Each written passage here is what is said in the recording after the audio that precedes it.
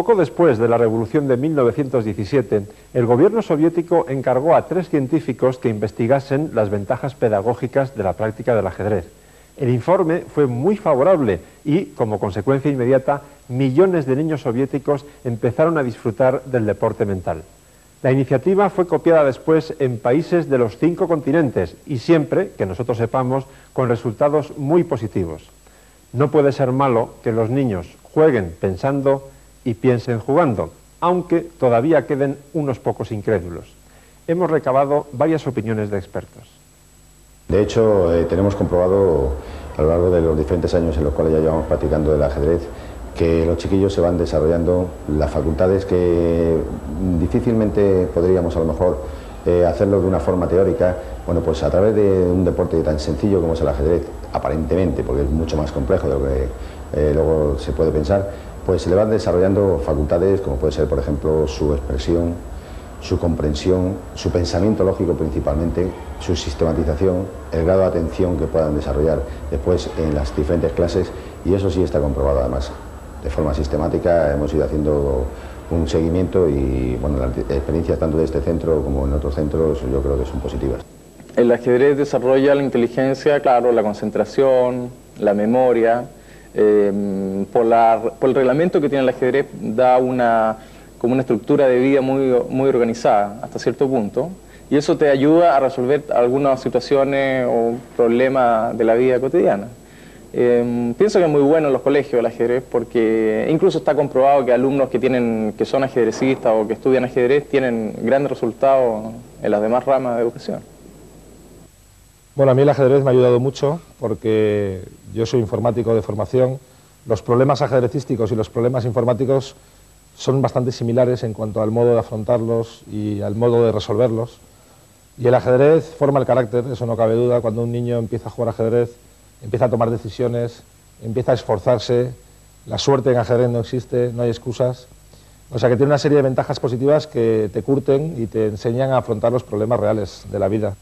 Y es evidentemente útil porque yo entiendo que la educación no solo es aprender cosas, sino desarrollar capacidades, y las capacidades que puede desarrollar el ajedrez pues es toda la personalidad de un individuo, desde la atención hasta el autocontrol, hasta el esfuerzo, hasta la concentración, el afán de superación, la capacidad de valorarse a sí mismo según va consiguiendo superarse. Definitely. It's developing some skills normally in mathematical sense and also Desde luego desarrolla algunas habilidades, sobre todo en sentido matemático. También desarrolla la capacidad de analizar situaciones normales en la vida. Le facilita el ver todas las posibilidades de forma más clara.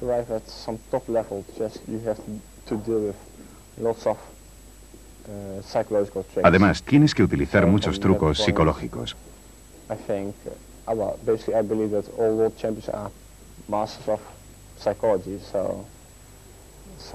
Creo que todos los campeones mundiales deberían ser también maestros en psicología. Creo que todo el mundo debería, practicar un poco el ajedrez porque es divertido y porque además pues ayuda a esto, a estar más en forma mentalmente y nada más, ¿no?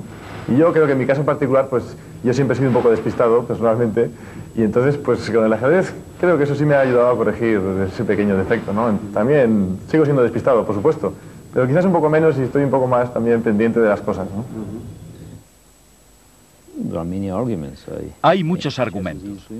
Creo que la práctica del ajedrez es fácil de llevar a cabo. Y además no tiene desventajas, que es muy importante. Hoy en día necesitamos herramientas educativas que sean creativas para las nuevas generaciones, y el ajedrez puede ser de ayuda si queremos verlo así. Además, vuelvo a repetir que no existe un lado negativo en el ajedrez.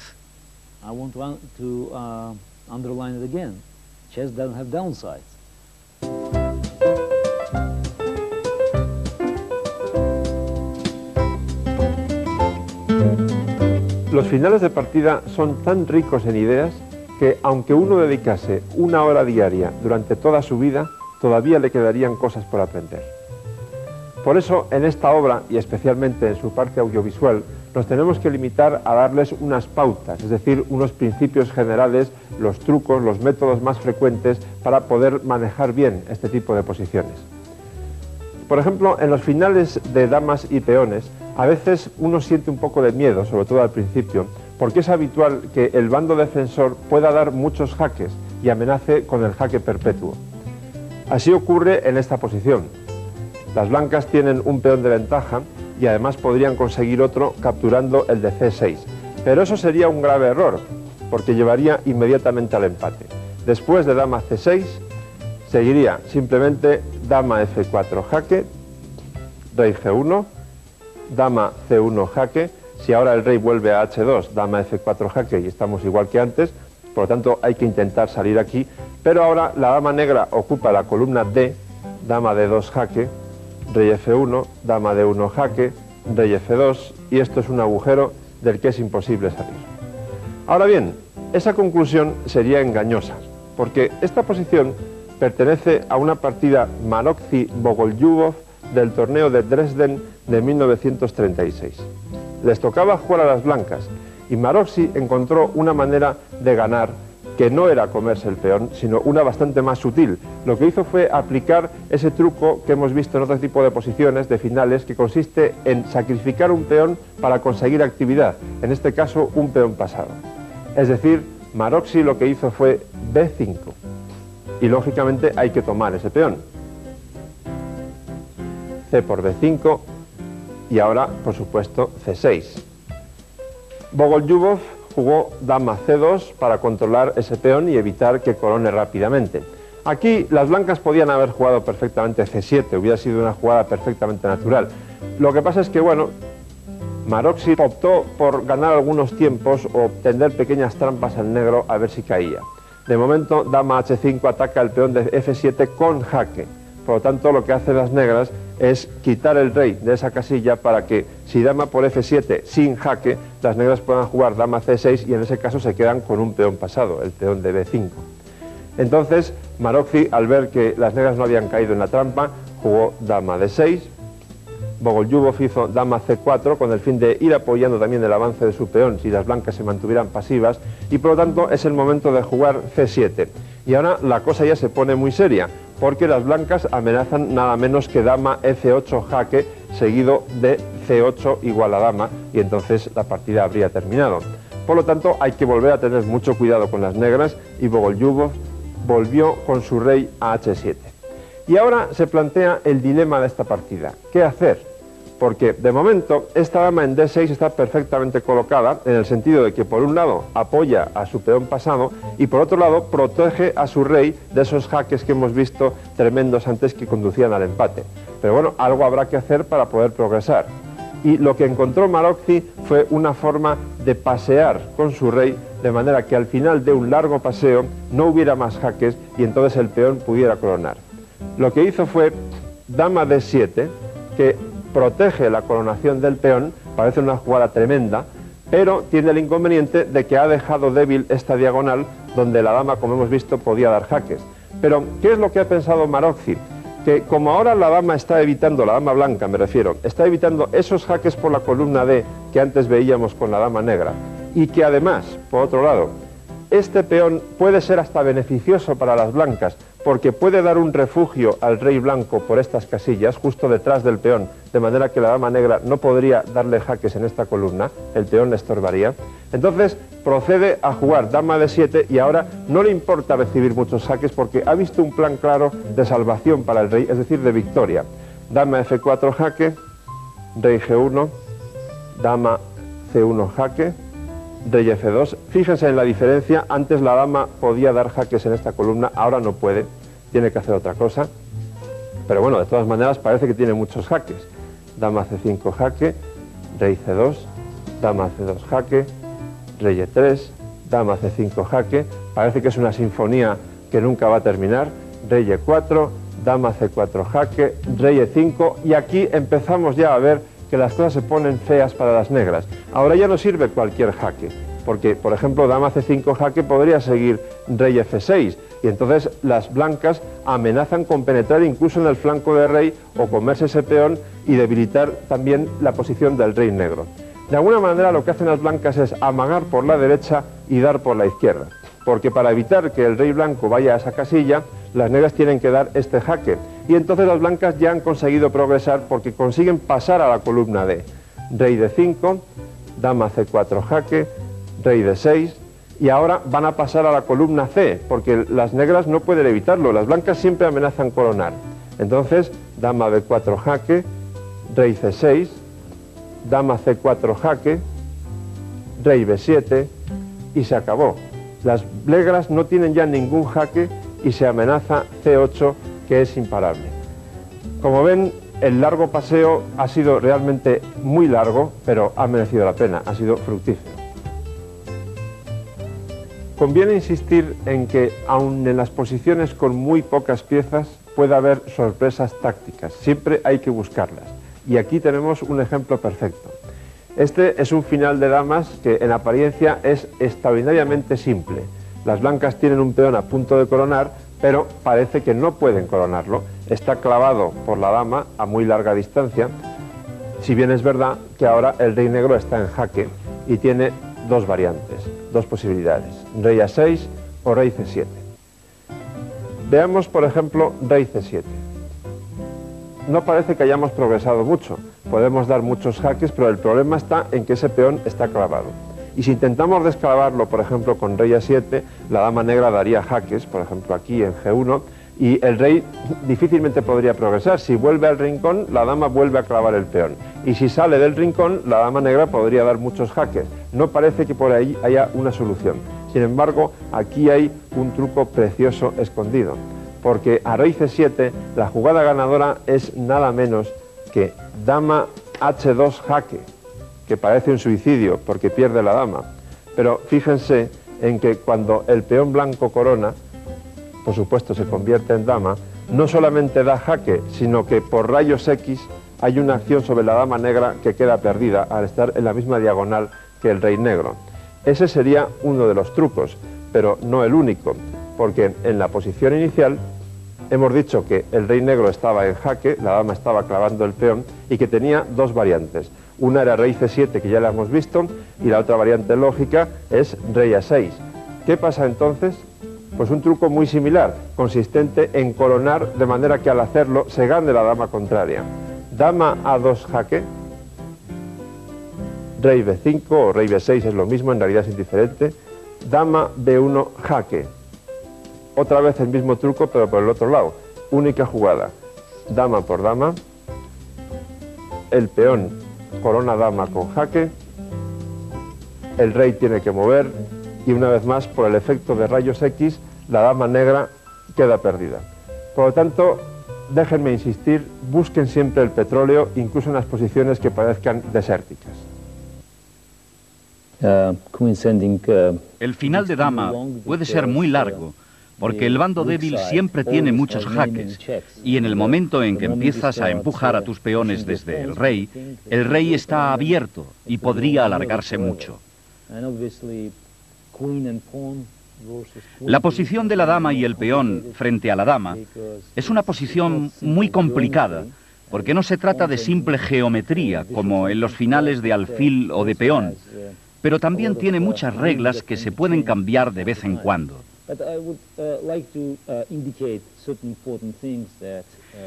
Pero quiero indicar algunas cosas importantes que lo son siempre en el final de dama. Una es el peón pasado. Es una gran ventaja, mucho mayor que cualquier jugada, porque si tienes un peón pasado, debemos recordar que este peón puede ser cambiado por una dama. En cualquier otro final, en el de la torre, por ejemplo, el peón necesita un rey en el que apoyarse. Aquí no hace falta un rey, por eso el pase del peón es un factor decisivo incluso si tenemos menos material. Aún así, el peón pasado es lo más importante.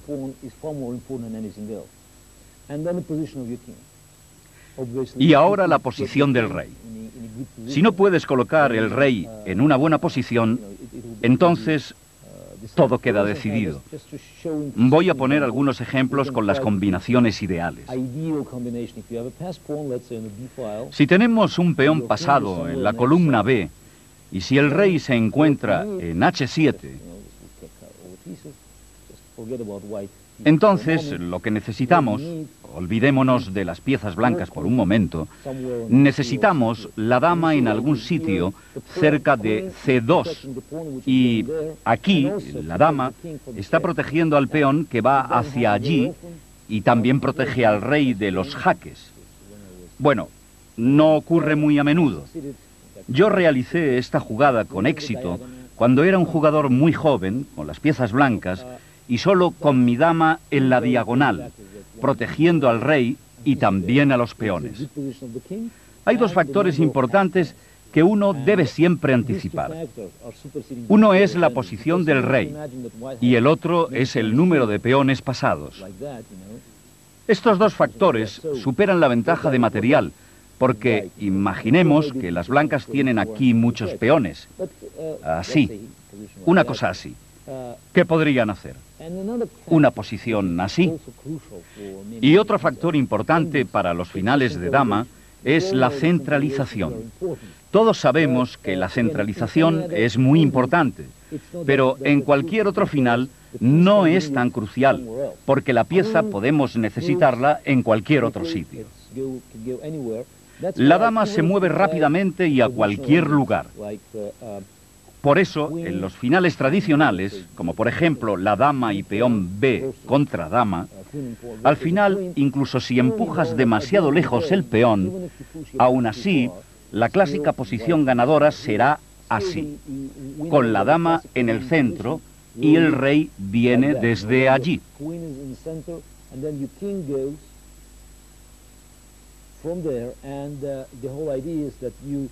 Y la idea es que proteges el rey con la dama, intentando dar jaque al rey del oponente. Pero lo mejor es la centralización de la dama. Repetiremos: el número de peones pasados, la buena posición del rey y la posición centralizada de la dama. Dándose estos factores, la jugada se realizará con éxito.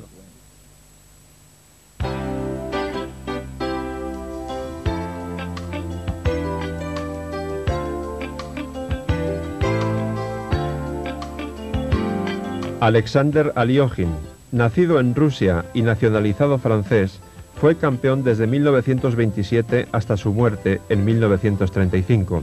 Su vida es novelesca y su juego, de gran riqueza de ideas, es un modelo eterno.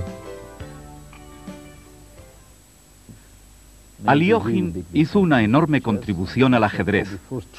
Seguramente es el primer profesional del ajedrez.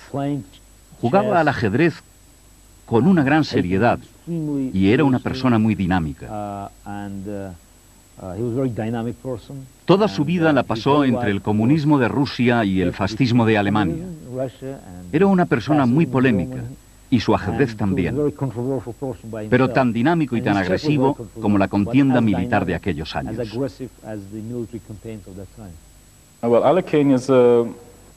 Aliógin es probablemente uno de los jugadores que más admiro. Como jugador de ajedrez, claro. Porque como ser humano no me gusta mucho, porque hay unas historias oscuras sobre él. Pero lo que aportó al ajedrez es muy enriquecedor. Cosas como la técnica de los finales. Profundizaba mucho. Era increíble. Pues Alekhine es el monumento de la combinación. Entre los clásicos es el juego táctico, el juego de ataque por excelencia. Y uno de los libros que me he leído de pequeñito y que por supuesto no entendía en su amplitud era el libro de sus mejores partidas del 24 en adelante. Están ahí su match con Bogolyubov, con Capablanca y la primera vez que pude ver sus combinaciones y descubrir una, pues fue un gran placer para mí.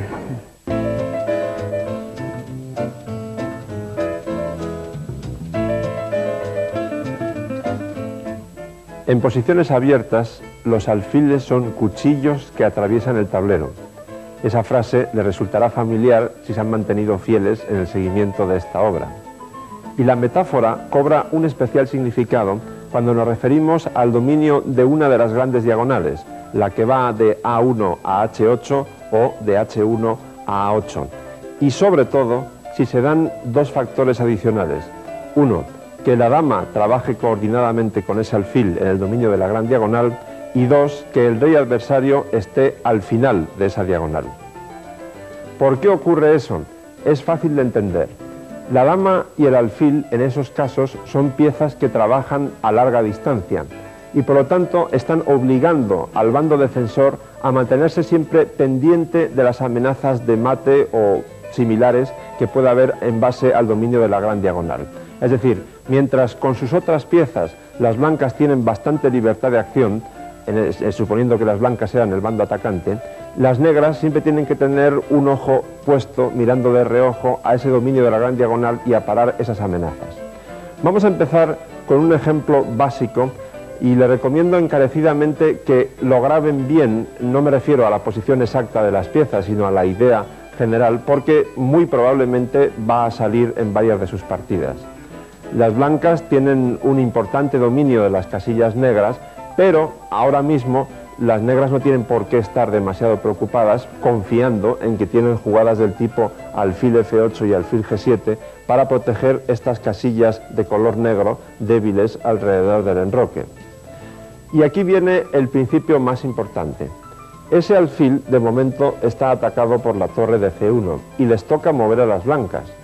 Entonces la conclusión es que a cambio de dominar estas casillas es siempre un buen negocio cambiar ese alfil por una torre o, en fin, como principio general, sacrificar material con tal de eliminar el principal defensor del enroque.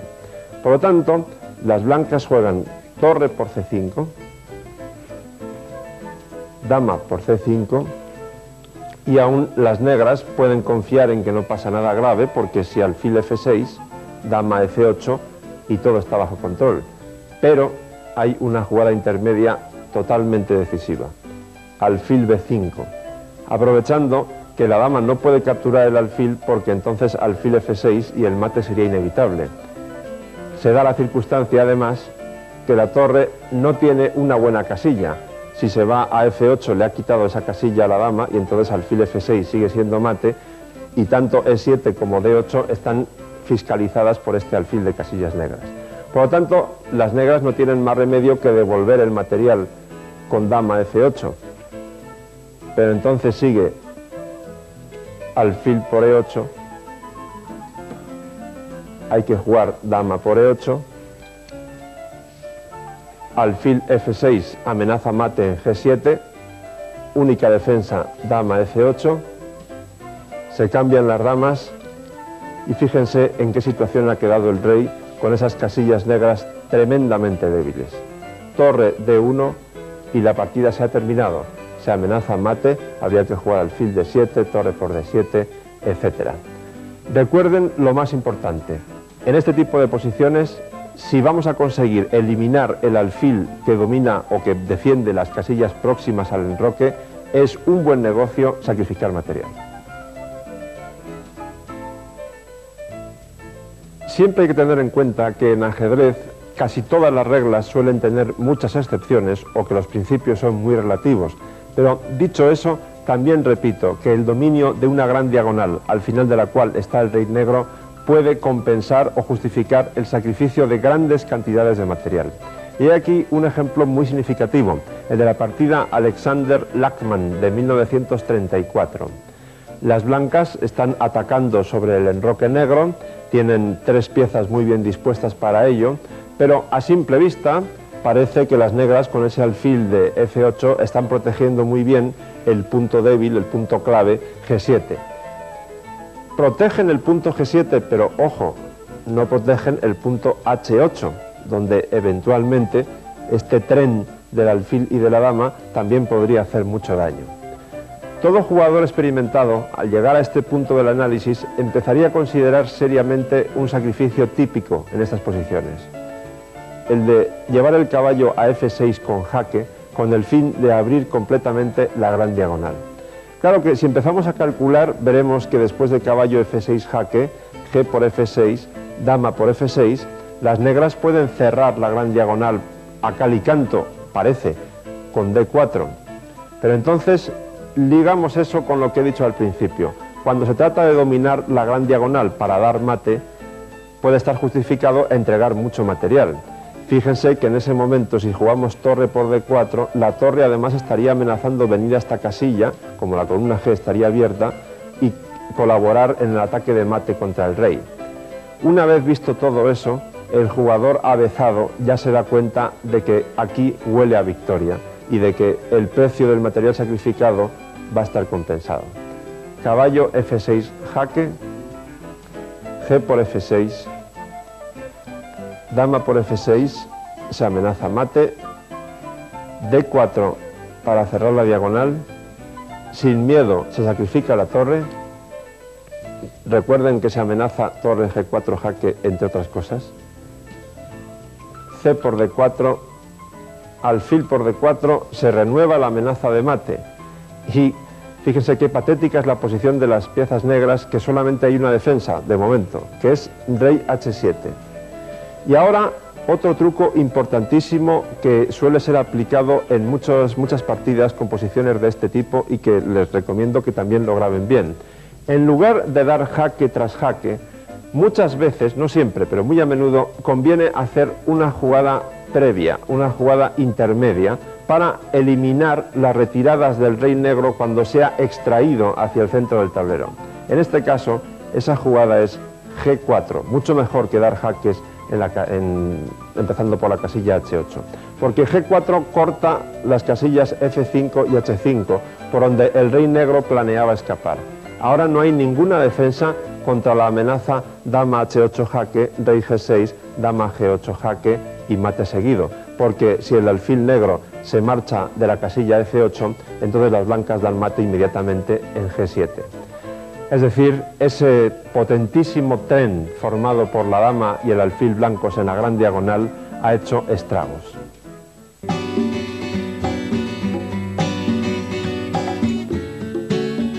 Aunque parezca mentira, esto que tengo en las manos es un tablero de ajedrez. Vamos a ver si consigo abrirlo, que no es fácil. Aquí está. Muy bonito. Un tablero pequeño es apropiado para viajar y también para mostrarles la pequeña obra de arte que viene a continuación. Pero si no les importa y para que la disfruten más, casi la vemos en un tablero como es debido. La partida tiene un cierto sabor añejo, porque la disputó en una exhibición el campeón del mundo Steinitz en Londres en 1863. Su rival, el de las piezas negras, se llamaba Rock, pero no hizo honor a su nombre, porque realmente su resistencia no fue muy dura precisamente. Steinitz pasó a la historia como el primer campeón del mundo oficial y también como el precursor del juego posicional, pero eso no quiere decir en absoluto que no produjese partidas de tipo romántico o agresivo como esta.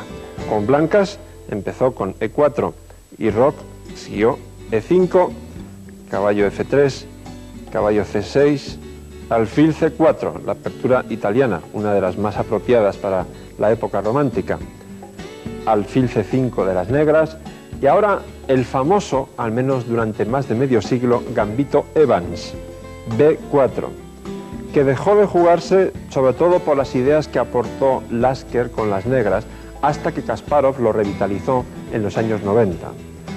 Alfil por B4, la idea es bastante clara. Con C3, las blancas han ganado tiempo para romper en el centro cuanto antes. Alfil A5, enroque, y todo está dispuesto ya para jugar D4. Caballo F6, ataca el punto D4. Alfil A3, evitando el enroque. Por supuesto, se puede jugar de otras muchas maneras, con dama B3, D4, etc., pero alfil A3 es una de las posibilidades. Y ahora, por eso decía que antes Rock no hizo honor a su nombre, porque de lo contrario habría jugado D6 y enroque. Sin embargo, optó por alfil B6. Es demasiado temprano para jugar esto, no había ninguna prisa. Había que jugar, como digo, D6 seguido de enroque y completar el desarrollo. Las blancas juegan D4. Evidentemente no les importa que las negras tomen en E4, porque eso abriría la columna E. Una torre en E1 sería mortal de necesidad, combinada con la acción del alfil en A3. Así pues, E por D4, y Steinitz continuó con dama B3, presionando más sobre el punto débil F7. D5, respuesta poco menos que única. E por D5, caballo A5. Lógicamente Steinitz dio jaque con la torre en E1, y ustedes dirán, bueno, pero esto parece un suicidio de las negras. No del todo, porque Rock tenía su idea. Con alfil E6, lo que él esperaba en este momento es que las blancas movieran su dama, por ejemplo, dama B4. Entonces seguiría caballo por C4, dama por C4, dama por D5, y todo está más o menos en orden para las piezas negras. Pero aquí viene la maravilla de Steinitz.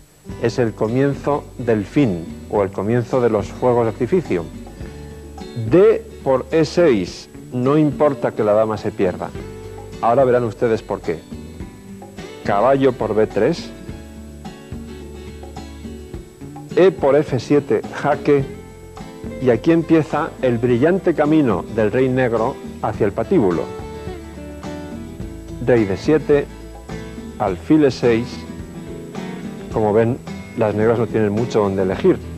Rey C6, caballo E5, jaque, rey B5, alfil C4, jaque, rey A5, alfil B4, jaque, rey A4, A por B3, y cayó el telón. Pero déjenme que les cuente dos cosas más.